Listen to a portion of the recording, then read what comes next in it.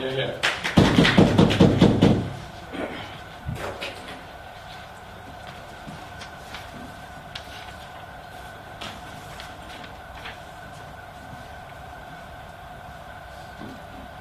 Let's get the context and the dichotomy of this debate right. I love Jesus. I think he's awesome. And we think people and parents should indoctrinate their children with religion.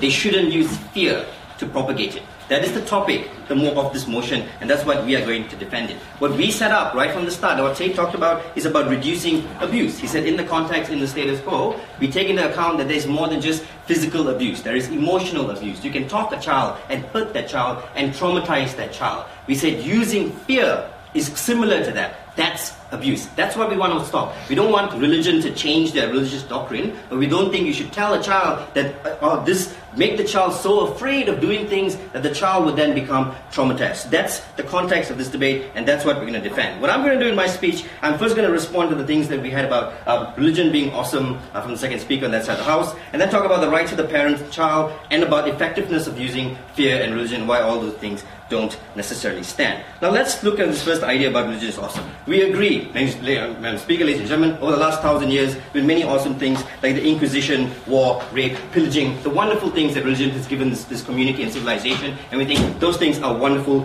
We should support that, right? We don't think those are so wonderful that the state should step in and if in this situation where there is abuse happening to the child, say, as long as you have religious values, it's okay, Jesus will protect you. We think that's not right. What they have to tell us is why it's so wonderful that we're okay to use fear in order to propagate this religion. We think they haven't given us that. And I also want to say that it's not enough for them to just say, religion tells us adultery is wrong. That doesn't necessarily make adultery wrong. I don't think adultery is wrong. It doesn't really hurt anyone. I'm challenging the third speaker, to come up here and tell us why adultery is wrong, right? But then they talked about, and the part where she talked about the theology, I thought was interesting. There's a balance. The God, there's protection. Satan is the destroyer, right? And children can sort of rationalize these things. I think this is a contradiction of what Ruby is talking about in his speech. He said you need fear to teach simple concepts. And NC built on this idea too. He said children resonate stronger with these simple concepts. Now if you say this balance can exist, a 5-year-old can rationalize these two things, then why do you need fear, Ruby, to tell them these simple concepts for them to sink in? We think the more painful, the scary one, the image of burning in hell, is the concept that's going to stick with that child. The child is not going to understand the idea of Jesus the protector. Do those things later in life. Moderate and balance the introduction to their fear. You don't need to do this. Do that as a means to propagate that religion, and that's what we want to bring and particularly emphasize in this debate. So done with this notion of religion is awesome. Let's now move on to this notion of rights of parents and child. Yes, sir. Sir, if you say that the use of fear is akin to abuse, then why is it legitimate in non-religious issues? It's not. It's not in the non-religious. This is also falls nicely into this notion of parent and child, right? It's not, and this is the idea of the bogeyman versus the super Jesus. Why it's okay to use this idea of the bogeyman to get the child to do something, but not to say that super Jesus is going to do that? Because Tate explained this as it. Said, number one, that their threat has to be without a reason. There has to be this practical impact that you're trying to generate. Okay? That is that real, distinct fear that something could happen to you. If you don't cross, if you don't look left and right before you cross the road, the scary party will come and eat your heart out, right? Then, because if I don't, I could get killed. But I'm not going to get struck by lightning if I masturbate. All those different bad things are not going to happen to me. And secondly, as Tate went on to say, that there is no real proof that's going to happen to you. This fear will stick with you. There is no way for you to rationalize those things because it is an artificial concept. And when the artificial concept is inserted at a point where they cannot balance those things, where they cannot understand that faith is meant to be not provable in order for it to be powerful, then the child is stuck with that. Then the child cannot rationalize those ideas, and that is what will hamper the child's ability to make choices and decisions in the future in order to understand their own values. So we gave you a very clear framework of why one is okay and one is not. Furthermore, we said so let's be clear, right? So if there is no practical value, if the mother says there is the bogeyman for everything that you do, if the mother tortures the child with fear without a religious background or concept, we think that is still emotional abuse. And Tate did outline that at the start of his speech. We're not saying it's okay to emotionally abuse the child in a non-religious context. We're saying at any level where there is no practical benefit from using fear to get benefit from the child, we think that's a problem, right? More on this notion of parents and child, I've already said, is not about the ability to choose the child and education, but in this idea of circumcision also falls within this practical concept. And this is what we also don't get with them. They're okay with circumcision for men, but not circumcision for women. Suddenly they draw the line over there. I think that's sexist. They're okay with, but they're not okay also with then polygamous relationships. We don't think why is that bad, right? If you think parents can do whatever they want to inculcate the religion with their children, then why do you step in and break up and take children away from polygamous relationships? Again, we want the third speaker to say that. On our side of the house, we think one way perhaps, following our framework of practicality, if you want to justify male circumcision over female circumcision, there can be possible health benefits from male circumcision, but there are no such health benefits from female circumcision. Look at that. I'm using our framework to sort out the contradiction that exists on that side of the house. The final clash I'm going to look at is the effectiveness of using fear in religion. And this is what Ruby introduced in the debate at the start. The first idea that Jesus is everywhere and can watch over you, even when parents can't watch over you. And it's easier to sort out complex issues, like with pregnancy and those things when children can't understand, right? Firstly, and this is why we're trying to raise points of information, we still set limits with the effectiveness of using fear, even if it's more effective. There's limits. NC said we don't allow people to beat children, right? Even though that may be the most effective thing to do. But secondly, we say you can get these benefits of moderating children's behavior, not from religion. It's not unique. But dealing with this idea of Jesus being everywhere and so on and so forth, we don't think that's how we want to raise children. We don't want children to walk around worried that Jesus is looking behind their shoulder, perpetually waiting to strike them down with lightning the moment the thought enters their mind. You're out of order, baby, sit down. Moment the thought enters their mind of doing something evil. We think that's what traumatizes the child. Tate spent a lot of time developing this idea in his speech, and we think that's bad, okay? Especially when the child will never be able to rationalize this. But the child will never be able to grow out of it. You can prove the boogeyman doesn't exist after a while. You cannot prove that Jesus is not there, ready to strike you down with lightning. We also said, and this NC talked about this too, which wasn't responded to, that the simple concepts that resonate stronger, using the simple framework of fear, is what prevents the child from seeking understanding and prevents the child from seeking help. And this is why even religious kids, get pregnant because they don't want to talk about the first time someone touches them in that special place, because they can't. They've sinned. They have to suppress it. But yet their body is telling them something completely different. These very confusing things happen to children when you use fear. The issue is not about whether religion is good or bad. The issue is whether we should allow people to use fear to propagate it into children. We think that is incorrigible.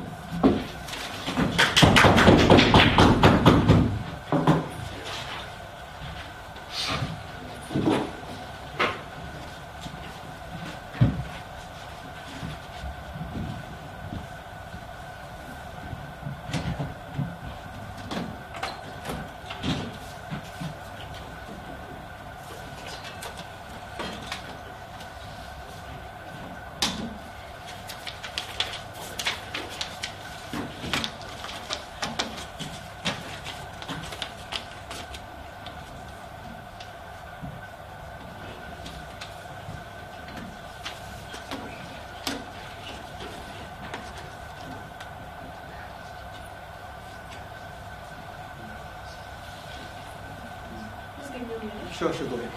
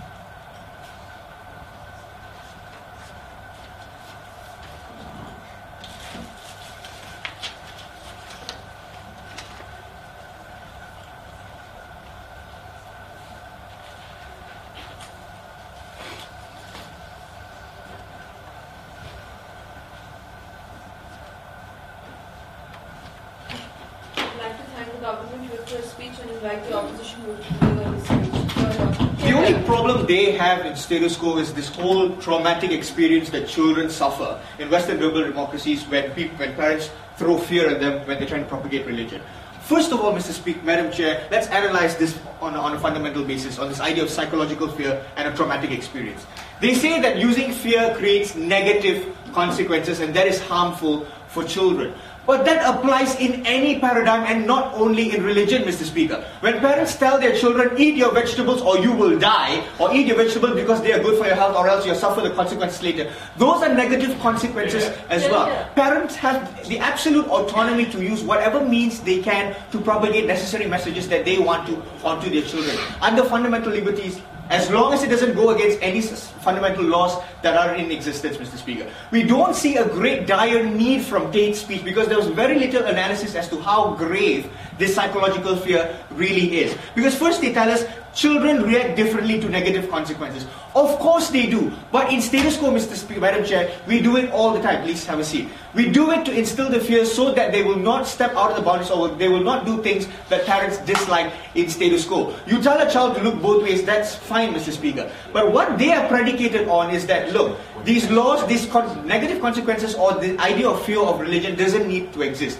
And we tell you it does, Mr. Speaker. Both speakers have told you that the reason we want these negative consequences or this negative idea or the idea of fear is so that when it spills over to their social behavior, they do not do things that are against their religion. What we don't want is children later growing up not really believing in religious laws, Mr. Speaker, behaving something totally contradictory to the religion that they claim to preach in, Mr. Speaker.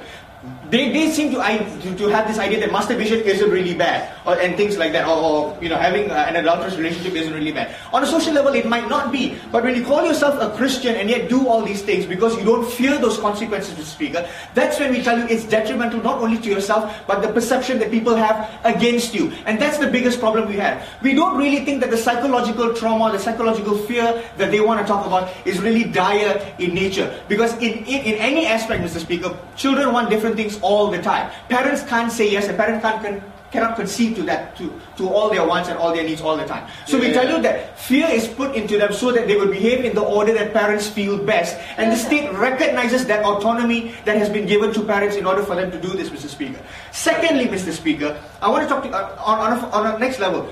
This fear also applies to adults, Mr. Speaker. We still suffer that same psychological setback as children do, because the reason staunch Christians don't steal things, they don't covet their neighbor's wife and things like that, is because these are laws on which, on a social level, they're supposed to behave in that accordance, Mr. Speaker. And we tell you that whatever psychological harm that you're talking about children and they can't get out of it, it applies to adults as well, because there's a certain social accordance in which we have to behave it. Now. Secondly, Mr. Speaker, is the whole model that Tate proposed.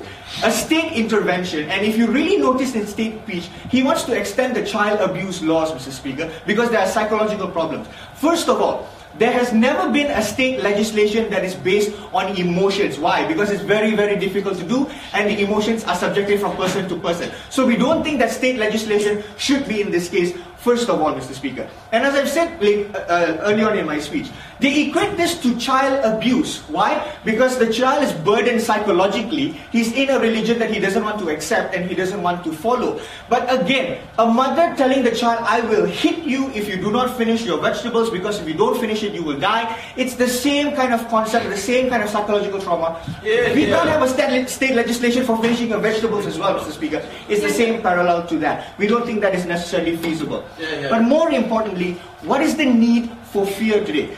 What they have talked about, Mr. Speaker, and we told you, Lavanya explicitly explained to you that the idea of fear has to be embedded in the consequences of religion. If not, what is the point of propagating religion at all if there are no consequences, Mr. Speaker? Oh, Jesus loves you, the Lord is great, almighty, hurrah, hurrah. That's fine on one aspect, but there needs to be a counterbalance, which is what Lavanya extensively spoke to you about. Go. So, if she said, this is what I don't get from what she said. If a child can balance Jesus the protector and Jesus the punisher, why is fear then a more effective teaching tool?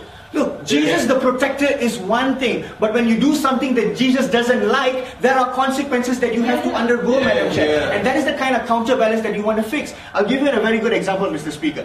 First of all, before that, let's concede, right? Assume and let's remove fear first of all. So there are no consequences to your actions. You don't have to follow the exact teachings of the religion in the first place. What does that boil over to? You call yourself a Christian, you call yourself a Buddhist or a Muslim, so-called preaching the faith, but the laws and the bylaws of the religion are not adhered to. You don't fear that religion, Mr. Speaker. So you can do whatever you want in your real life on a social level because you don't really believe in that fear. We tell you that this is harmful not only to the person but to the entire social paradigm of religious propagation, first of all. But more importantly, we tell you the reason to answer Logan's POI, there's a balance. Why, Mr. Speaker? Because it's easy to sugarcoat that Jesus loves you, Mr. Speaker.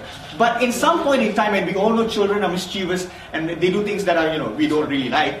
When it comes to that point, at that crossroad, where the child has to make a decision, if I don't do this, I know Jesus loves me, but if I do, I have to fear the consequences of that. That is the kind of balance we are trying to achieve in today's propagation.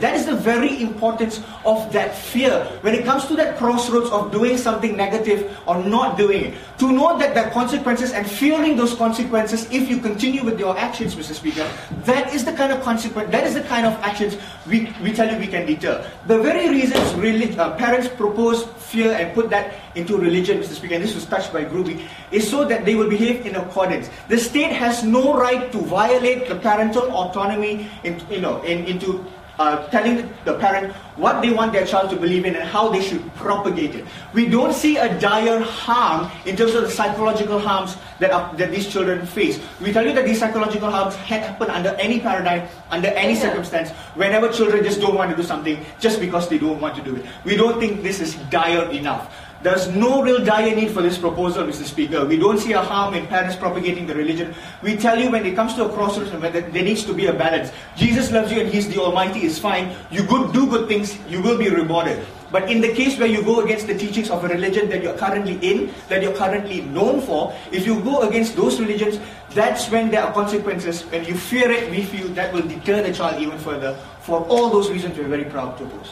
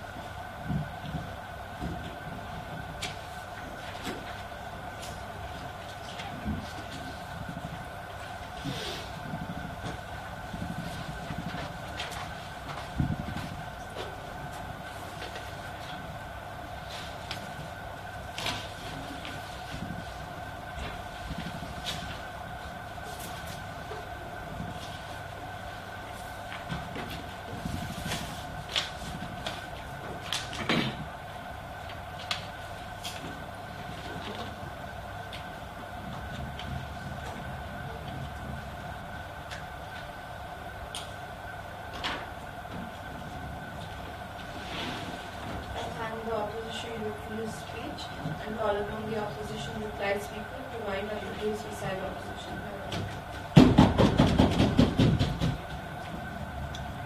Madam Speaker, the question left standing at the end of the debate is where is the harm? Because initially the onus was on the government to prove that there was a real, tangible harm that results as a result of the use of fear, right?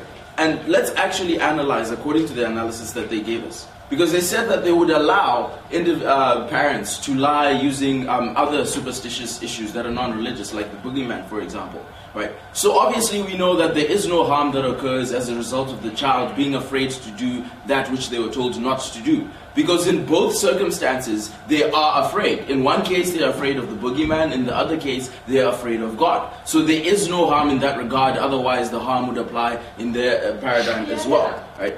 And then let's analyze the next thing that they talked about. They said, well, in terms of your future choices, right, it's harder for you to choose I don't know, when you grow up, when you're an adult, right, you are now able to rationalize those stories of the boogeyman, and you realize, well, actually the boogeyman and Santa Claus and the Easter Bunny actually didn't exist. Well, you still have the same ability when you're of a particular religion, right, to research about other religions. Granted, we accept that when it comes to religion, it's something that's a bit more difficult than when it comes to the boogeyman. But it still can be done. You can still have that choice. And anyway, we question them as to what is the harm in actually having an individual who actually believes in that. And then Bo actually answered it in his speech, when he extensively argued about how these individuals are living in fear of God or going to hell or whatever it is that they do, right? And then these individuals are also engaging in these religious duties and how that's a burden on them,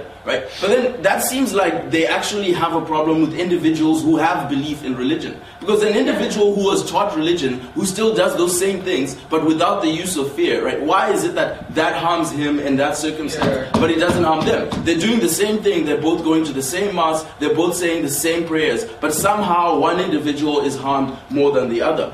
What you see at the end of the debate is that they were just saying it's emotional harm. They were just saying it's equivalent to emotional abuse. But they never gave us any concrete logic as to how these individuals are going to be different. Because we said, what is wrong with this individual being of that religion that they were raised at? Because it seemed like that was their problem. Either that or the belief in superstitious things to begin with. Because we think that individuals actually have a right to believe in superstitious things. If you want to believe that God doesn't like masturbation, that is your own prerogative, and that is in no way in and of itself psychologically harmful as they try to allude you. And then what did we tell you? We told you that when it comes to children and their unique psychology and how their logical reasoning is not as effective as adults, right? Fear is a much more useful tool of instilling discipline. When you have the idea that no matter where you are, right, God can always see you, and your parents tells you don't lie, right? It's more effective in that regard, and it's more effective in protecting the children.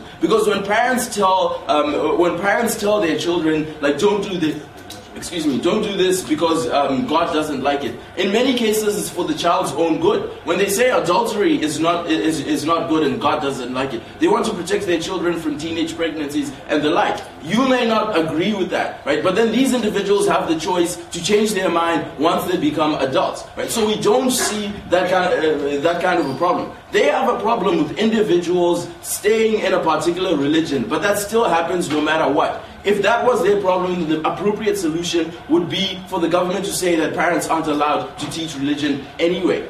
At the end of the day, right, there is no concrete harm, and we don't get any concrete difference between the use of fear, whether in a religious or non-religious context. We're very proud to oppose.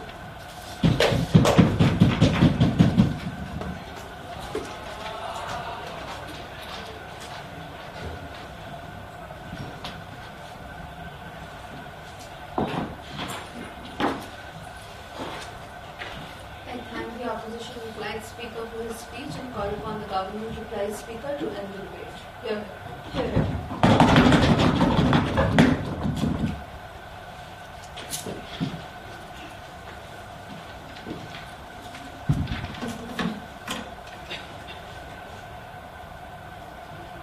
I think the problem with the opposition in today's debate is they attacked us piecemeal and actually missed the actual debate.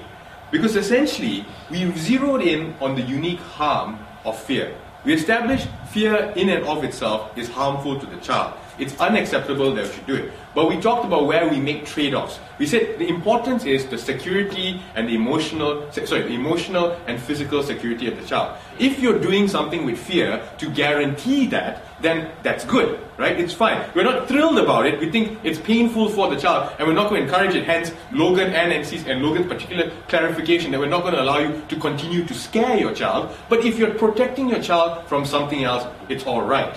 What we suggested then is, or what we said then, is where we draw the line. And we said we draw the line at religion. And in my speech, I talked about specific characteristics of religion that make it different from the practical harms we talked about on our side of the house. So far, Mr. Speaker, what they've tried to do is muddle the debate. They've never really responded to the idea of why religion has those same values. So let's talk about three things and why the government takes today's debate. The first thing I want to talk about is the inconsistent characterizations that kept on coming from their side. Secondly, I want to talk about how it's effective in this idea that we kept on going, what puts social norms in kids better? And finally, this idea of good fear versus bad fear. Because I think there were nuances on our side that they missed out on.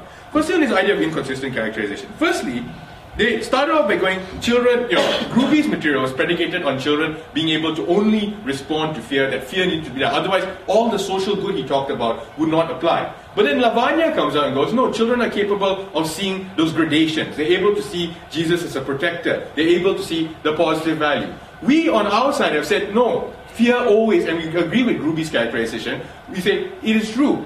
Fear is an effective tool, but it's whether or not we should use the effective tool in these circumstances. Because children can't make the distinction, and the harm that comes from their inability needs to be balanced out with the benefits we get. Then we talked about parental rights. Okay, we're not removing their rights to proselytize their children. We're not forcing them not to choose religion. We're saying you can, but it's how you educate your child about religion that we're talking about. So let's talk about whether it's effective in instilling social norms. Because this was the theme running through. They're going, it's good. We teach people not to be adulterers. We teach them not to use drugs. Now, we say certain things are religious values. They're not actually social practical norms. They're not the law. They're not something that there is universal opinion on. So whether someone should be homosexual or not is more a religious decision than it is it's one of social norms, right? And we said it is fine to use fear in the context of social harm when you're saying a child might be harmed by doing something. But in religious harm, that's particularly problematic. Because this is it. They didn't prove that religion is inherently important. They didn't demonstrate that individuals who are irreligious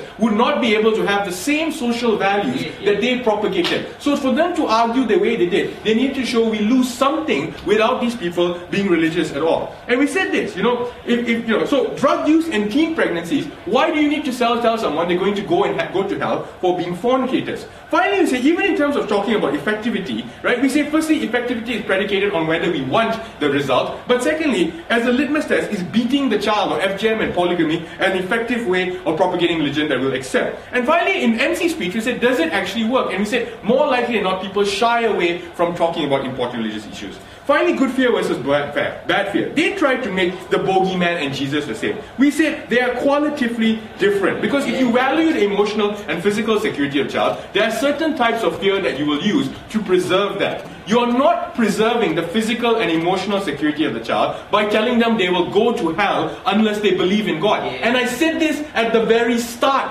of this debate. I said, you keep their teeth clean, but you don't protect their eternal souls by telling them there is divine retribution for not following the scriptures. Fear has its place, but its place is in making the child a better person, in developing them emotionally and psychologically and physically, Mr. Speaker. We say we protect that with fear, don't allow them to hurt the kids.